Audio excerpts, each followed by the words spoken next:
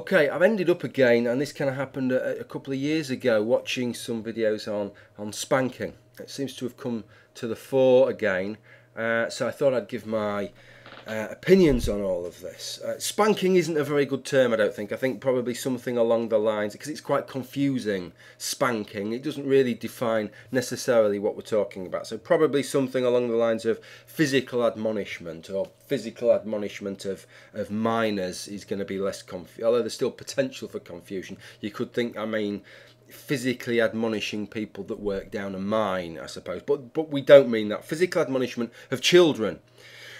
That's what we're talking about. Is it a good thing? Is it a legitimate way to admonish your child, to do it with some kind of physical component, to strike them perhaps in some kind of manner, as opposed to just admonishing them verbally, or ignoring them, or sending them to the naughty step, or any one of these slightly more psychological techniques that are available?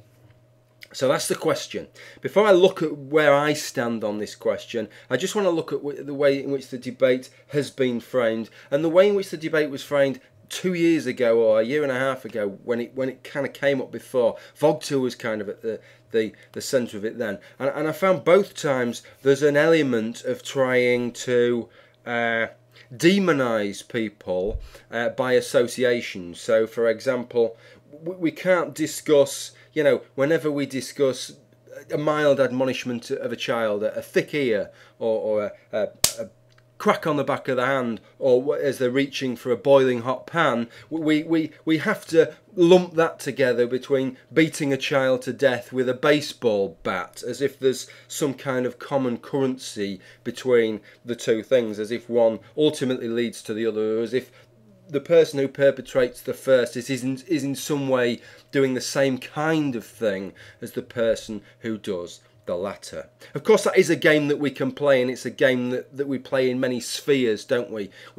Anybody brings up the slightest concern over migration, and they may as well be operating a gas chamber in their back garden. Anybody who's got any left-wing leanings, they're practically a fucking Stalinist, or if you've got any right-wing leanings, then you might as well be Hitler's right-hand man. This is the way that we portray things sometimes. Well, I try not to, but this is the way that things get portrayed, and it's done to try and stifle people, I think, from expressing their views. So the first thing I would say is that is not something that I condone, and I don't think it's helpful to frame any kind of debate in those terms. Let's discuss things on their own terms without trying to package other things along that really aren't appropriate.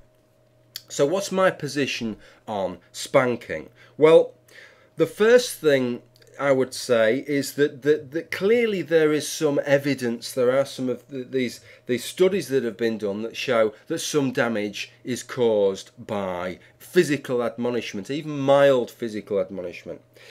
I haven't researched heavily into some of these things, but I've looked into some of the studies. I have some problems with the way in which some of the studies seem to draw the conclusions. They seem to overdraw conclusions, I think, or draw greater conclusions than necessarily they can, because they draw in too many things together, and there are too many factors at play to really discern whether mild physical admonishment is having the effect that they claim. Having said all of that, I am prepared to accept as a basic principle, and on the weight of evidence, that there's probably something in that even mild physical admonishment has negative consequences that we can't really get away from. They are intractable because they are almost like a fundamental part of what you're actually doing. You can't do one. You can't divest the two things and give that mild physical punishment without running the statistical chance, at least, that there will be some kind of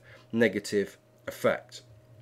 The problem is that you can't then go straight from there to saying, well, we should therefore ban all physical admonishment of children, because things simply don't work as in that kind of way. I mean, for example, studies have shown that breathing oxygen in is inherently dangerous. You lead to oxygen-free radicals within the body, which can damage cells, can even damage your DNA. But it would be an erroneous conclusion to draw from that we would all be better off without breathing, because there would be a damage, there would be a bigger implication to not breathing. We would stop the damage from these oxygen-free radicals within our body, but unfortunately we'd be dead within a couple of minutes. Now, happily, the situation with spanking or physical admonishment of children is slightly better than the breathing example, because whereas we can't give any kind of realistic alternative to breathing, we can have an alternative to this physical admonishment thing. There are strategies that you can employ as a parent. I hope to be a parent within the next year and a half, 2 years. I hope to be able to employ those strategies. I hope not to have to spank. My aim is not to spank. There are these strategies available. The problem is, and this is the issue that's perhaps not drawn out enough, is that these alternative strategies are highly psychological in nature. I have watched the programs. In the UK there's a program called Super Nanny, and this child psychologist goes around each week. It's an hour program, and what she does is she goes to a couple that's having trouble with one of their children, and these couples that she goes to generally aren't especially stupid people. They're fairly normal, average people of average intellect, and of average kind of motives and behaviour, and she spends time with them. She is a trained psychologist who specialises in using psychological techniques to admonish and alter or affect your child's behaviour without resorting to physical admonishment. And she spends individual time. She invests several days with them. She uses very, very high, technological techniques such as hidden video cameras, various different methodologies. And what invariably happens is then she leaves and the parents still fuck it up. They still cannot do it.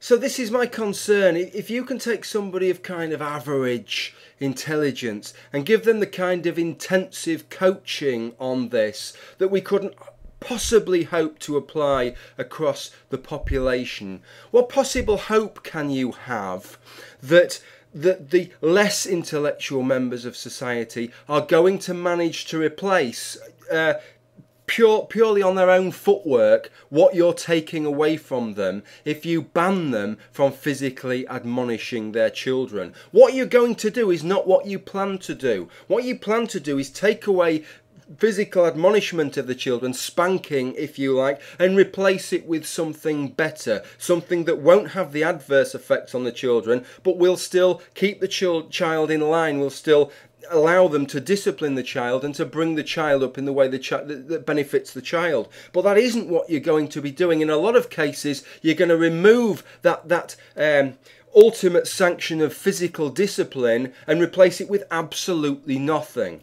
And what I have to tell you is it simply won't do just to pretend that these people don't exist, or just to blame them and say that, well, really, they shouldn't be having children then. You have a whole load of people who either don't have access to the resources they need, have access to the resources they need but can't be asked to access them, or can be asked to access them and still come away none the wiser.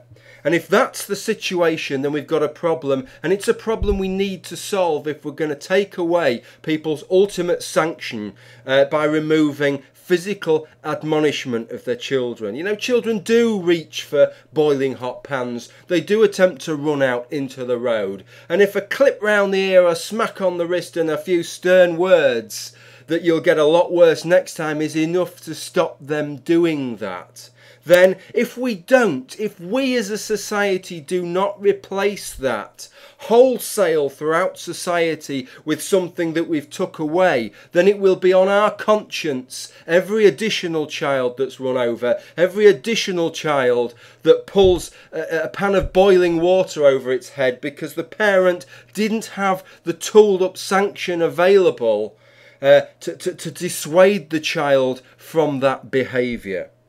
So there you go. I agree with everybody who says that physical admonishment of children probably isn't the best way to go. But what I don't agree with is just this attitude of, well, that's what the statistics show, that these negative effects to spanking, so it's so easy. All we need to do then is just encourage everybody to stop spanking, and the world is going to be a better place. If only that was simple. I certainly don't think it is. This is a subject that society is going to have to give a lot of thought, I think, if we really and truly do want to stop people physically admonishing their children. Then we better get this one right and not oversimplify the subject. Okay, well, that's pretty much all I've got to say on it. Thank you for watching this video, and bye for now.